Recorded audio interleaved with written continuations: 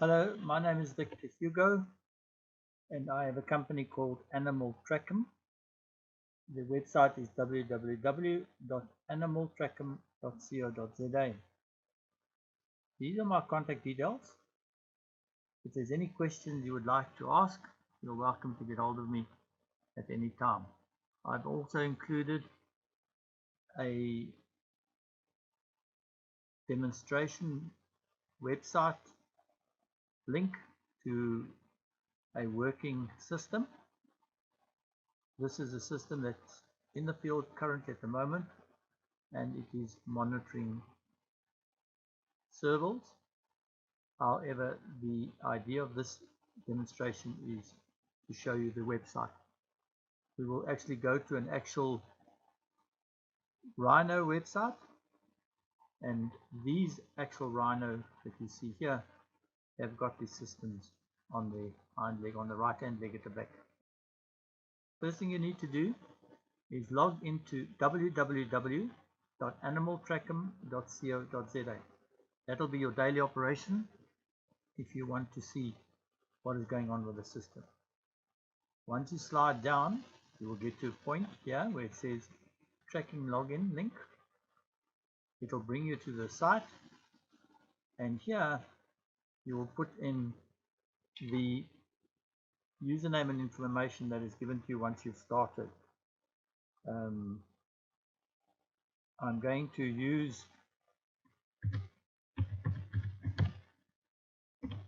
a existing site that you can see, and this site here, once you've logged in, will bring you straight down onto the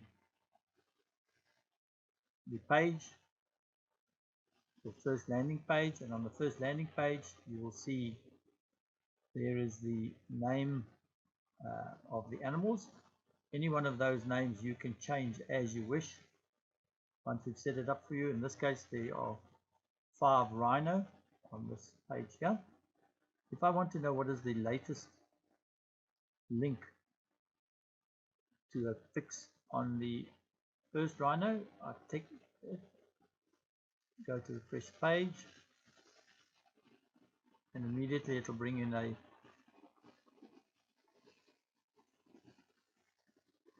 map for me of exactly where the rhino is.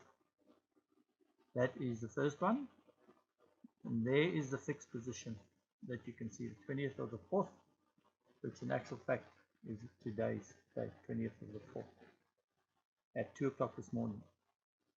So I put the mouse over the rhino position. We'll say that's the first unit, the date, time, latitude and longitude of the rhino. Now this rhino is positioned on a farm where they purely want to have a 24-hour contact with the rhino, but not necessarily know where the rhino is all the time. As such, it is for security purposes. They have decided that 4 times a day they want the rhino to call in. So in our settings page, which I'll show you just now, we have set it up at specific times. In this case, 2 o'clock in the morning, that rhino has to call in. It will then call in with its fix. If I click on the other rhinos and I say refresh, you can see it will bring the 5 rhino in. Each individual one I can hold over. That's the 19th of the 4th, that was yesterday. The 20th, that's the 20th, the 20th, and the 20th. So if you look here, there's rhino number 1, there's number 2, number 3, and number 4.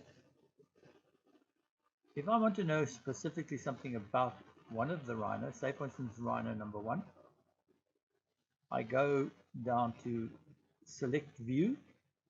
I select the view. I can either select the last point, which is that point there at the moment, or I can select all the data about the animal, the whole history since it's been put on, or I can select between 2 points that is needed. In this case, I'm going to select view between two dates. Now here's the 20th, so let us go to March. So from the 19th of March to the 20th of April, for instance, just to make it not take too long. It gives us about a month's history. Once I click the redraw button, you can see all the positions are here down in the list, and all the icons are there that has happened. Each individual one will give me a date and time when that animal was there. But what I can do is, if I press the start button, it will show me the movement of that rhino.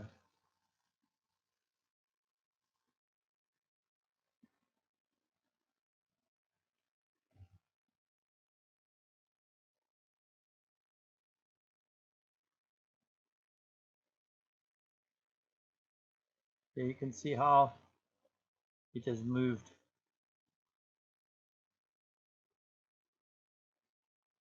For security reasons, I can't say too much about it, but obviously if you use your initiative, you know the benefits of why you can know this information. And I'm sure whoever's presenting this to you, like Chris, will explain to you the advantages of it. I'll just let it run through. So the whole history of the animal can be depicted. Each animal has a different icon color, and so I can do it for each and every individual animal. This is quite interesting while it's going. I'm just having a look at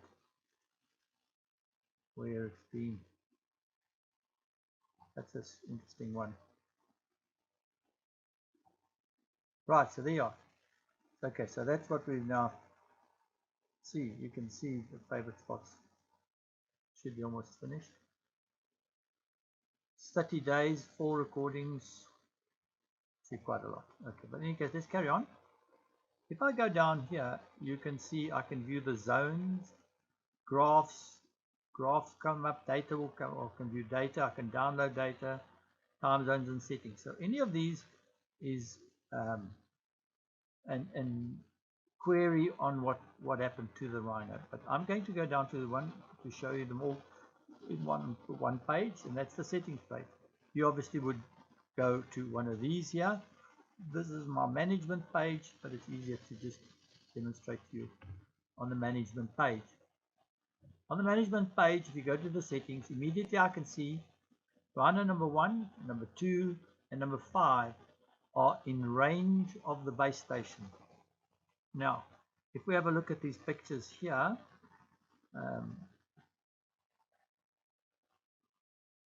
that's the base station. This little base station got a solar panel, the electronics is there, onto a little antenna. These you would put on high positions. One base station can communicate with multiple little repeater stations or with multiple animals as such. If we look at the next picture, that's the rhino. Those are the collars on the base, on the animal's foot. The one side is battery pack, the other side is transmitter, and then it is also halved so that you have the balance over the spread of the leg. There's 5 different layers of material within that collar, and each one has got a specific use. First one is there it's very soft, and it'll last about 8 months, 9 months, or however. We still find them 2 years later that there's still some of this material left. The reason for that is to make sure that the animal doesn't get any shaping on his body or on his leg. So it's not conveyor belting. The outside is obviously a conveyor belt section, but within it is different padded sections, and they will slowly but surely wear down, but never do they get to a point where it's actually cutting into the animal's leg. There is a little base station. That's the base station, or it's also a repeater. In other words, what this repeater can do is it can relay from the animal to the base station. So if I have a base station on a very high position where I can have a cell phone signal that will talk to the internet so I can get the data down, these repeaters don't have to be in line with a cell phone signal, as long as they can even to a maximum of 21 kilometers away from the base station, as long as they can see the base station line of sight, they can relay the information back to the base station or to your high point, which will be connected to internet. The animals can then talk to these little repeater stations that you position around the corner. That's the final one. It's just a 6-meter pole, and it's stuck on facing the sun on top of that. There's the unit fitted onto the collar of the rhino, onto the ankle of the rhino, normally on the right hand back side of the footage. When the unit is fitted, there's a little sticker on the top that says this side up, so you do have to have both, or the top side facing upwards, so that the GPS can communicate with the satellite there. That is the unit. Okay, so let's just go back here, minimize that one. Right, so theoretically, coming back to this, these three are green because the animal was within a 4-kilometer range of the base station, or it was 4-kilometer range of a repeater, but the repeater obviously well in range of the base station, could be 21 kilometers away. But this green link means that there is communication to the rhino. Orange link down here says no recent reports. In other words, because it is set to refresh every 15 minutes or so, 10 minutes or so, this will go orange again because there's no recent report. When it comes back into report, it will report again. We have two types of information. The one is real-time data, and the other one is download data. Now, the real-time data, if we look at real-time data is when the collar is talking to the base station every 10 minutes. So let's have a look at that first. That's the first thing. That is just a communication path that we get the basic information down so that we can communicate with the animal. If I click on rhino number 1, and I go to, there's where I can update the name of the animal. Here it says to me when it last reported. You can see 9:50. Remember the fix we said of rhino number 1 was at 2 o'clock in the morning. But here, this is not the last fix. This is the last time the rhino spoke to it. And you can see that is 9:50, and at the moment it's 10:59. So it's an hour ago that it spoke to it. Let me explain. Although this animal is talking to the base station every 10 minutes and updating information to the base station, every 10 minutes, the base station talks to the internet every hour. That's why we have 9:50 here. So it's 10 to 10. It is now 11 o'clock. So theoretically now the base station would have contacted the internet or will contact the internet, and this will then change to 11 o'clock, and it will give the last packet of information of the last hour from the rhino. So that is a permanent fix. The base station talks to the internet every hour, but the base station talks to the collars every 10 minutes. And this is information we can see. If we click on graph, table data, GPS location, GPS data, signal, activity, don't worry about violations at the moment. Violations is if there's alarms that we want to connect. We say show data. Now, when it says show data, here is a selection again. I'm not going to select the last month because that's going to be a hell of a lot of information of every 10 minutes. So let us go to the 18th. The 18th of April to the 20th of April, the last 2 days. If I have more than one base station, I select here and I select the all base stations tag. I then say redraw, and you can see the little cursor scrolls up to the top. Now we have the information of rhino number 1, and here is the activity. That is the tag activity. So in other words, this is how the rhino has been walking and moving around. We have two sections within this. You can see there's sharp little spikes.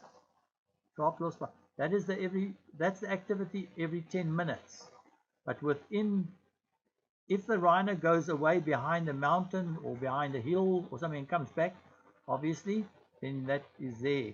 You can't see the activity behind while it is away because it's downloading that on a real-time basis. But when it comes back again, it dumps all the information for you. If I had to select a closer time, I could zoom in and then you will see a lot more. This is all broken down into a lot more activity. It takes every second about 20 or 30 movement readings every second of the animal. So on the basis of this, you can then set high alarms and low alarms, whether there's high activity or low activity of the animal. These are the readings. You can draw a line through here basically, and that is your setting line. So dependent on where you want to set the activity level of the animal, then you can adjust the sensitivity of it. Interesting here, you can see spikes here. You see there, 1, 2, 3, 4. You can see the activity. Sirius jumped up, ran like mad, and that is a Sirius activity spike there. That's it. If we go down here, we can see this is the signal level, the level or the strength of the signal communicating to the base station. Anything around about 40, we have set it so that if it's below 40, then it doesn't waste its time trying to talk to the base station and give it the fixes. It will say hello, but it won't give it fixes. So anything over the 40 range here, which you can see the animal's been very nicely in range all the time basically, this is the signal strength, how the signal strength has changed as the animal comes nearer and further away from the base station. This can also be used to determine if you're coming closer or further away from the animal. Okay, points. I've just selected those 3 nights, or 3 days basically, and those are the points that we've got from the animal. Now, this is the interesting part here. Remember I said real-time data. Real-time data is the every 10-minute data that the base station is talking to the rhino. The base station listens all the time. The rhino collar sleeps, wakes up every 10 wakes up every 10 minutes, and every 10 minutes says hello to the base station. The base station acknowledges it and takes some local information. 7:20, 7:47, 7:27, 5:27. This is when it was in range. Here you can see, for instance, here. If you look there, 4:57, 5:06, 5:17, 5:27. You can see it's every 10 minutes. Here it took 20 minutes because the animal went down behind the hill and came back. So that is the dates. That's the number of the animal. Here's the activity. As long as this number is changing, you look at the last digits, the digits are changing all the time. It's an accumulative number that just keeps adding on from when the animal started its cycle with a foot bracelet. In this case, if an animal was poached or dead and a mortality came through, alarm with low activity, or if we just looked at the data here and those numbers were all the same, then we would know that the animal is no more alive and there's no movement from the animal. Temperature, that we don't use any of that there. Latitude and longitude is not here on this position. This is real-time data, as I said to you.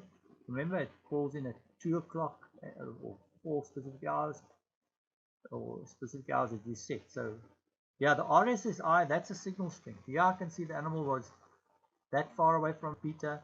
Here it got a bit closer. There it got very close. There it got closer, closer, closer, close. And then it started walking away again. So that's what that means. RSSI, that's the signal strength that the collar has got communicating. Client base station, client ID, and stuff like that, basically. We go further down.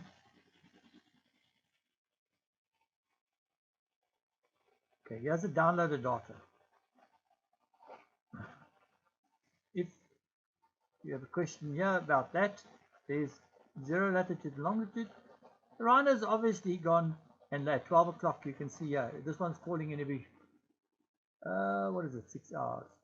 12, 18 north, 12, 6, yeah. So every 6 hours, this duty of this rhino is to call in and give a GPS fix. There it's been lying on its side. It lay on its side with obviously the GPS leg on the ground, facing the ground, the rhino on top of it. That's why those two didn't get a GPS fix. He has GPS fixes and so on. Now, interesting thing. If you wanted to know, say that was because the rhino was lying on its side and you haven't got a GPS fix.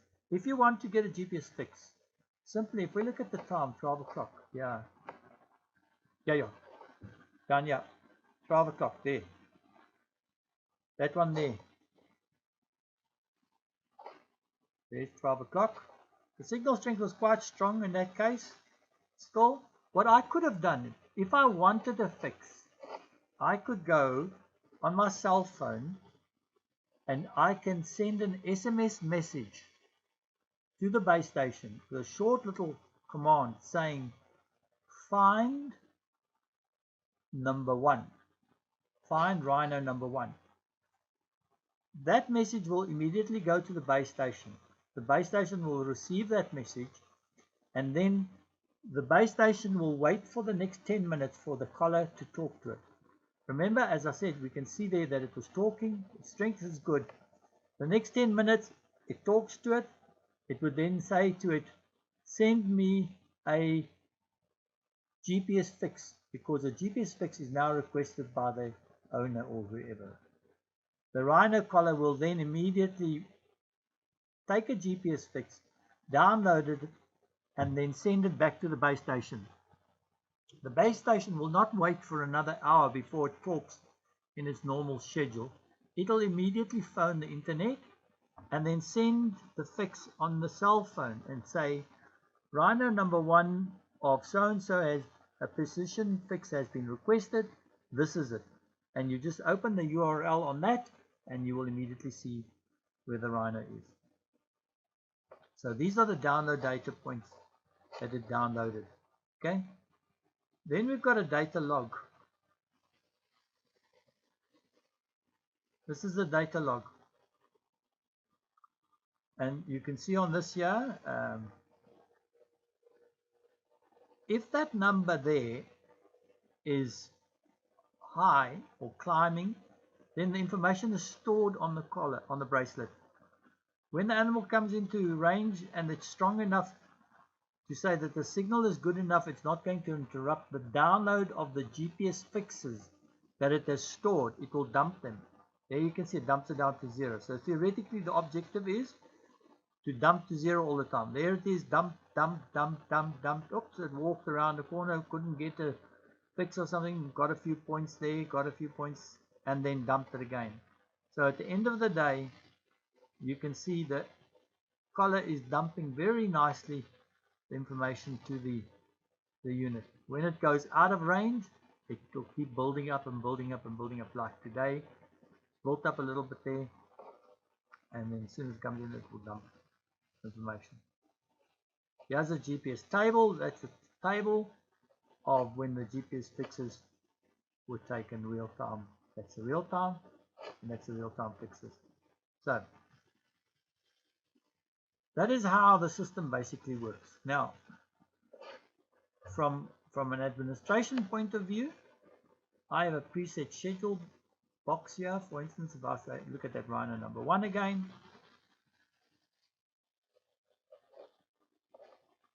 I can select rhino number 1 here, and I can say it must call in every 2 hours, every 6 hours, or it must go to sleep. In other words, the system will work, but the base station or the GPS won't be, the fix won't be read, so therefore I'm just saving battery power. That is, when we deliver the unit with a base station, obviously we make it save as much power as possible while not in use.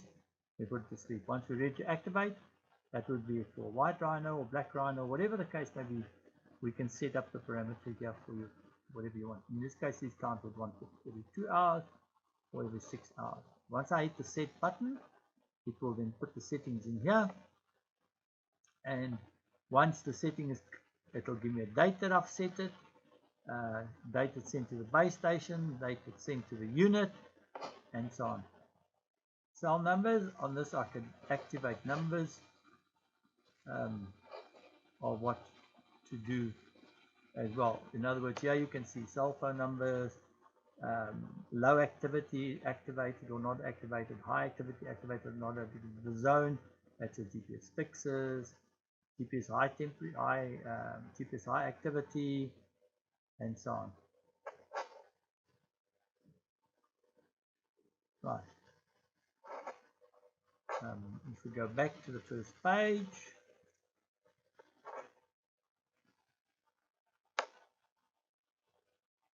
and if you do a refresh, obviously it just cleans it up for you again. If we go, let's select line number 5, I can go to download data, and then there, download data. What do I want? I want all the data, validated data, real-time data, activity, real-time signal strength, GPS, log time, and I can save it in a comma-separated file or KML file, whichever one I want to do. Okay, that's it. Again, just if you want to, there's my information, and if there's any questions, please do not hesitate to ask. And that is the collar. Thank you for watching.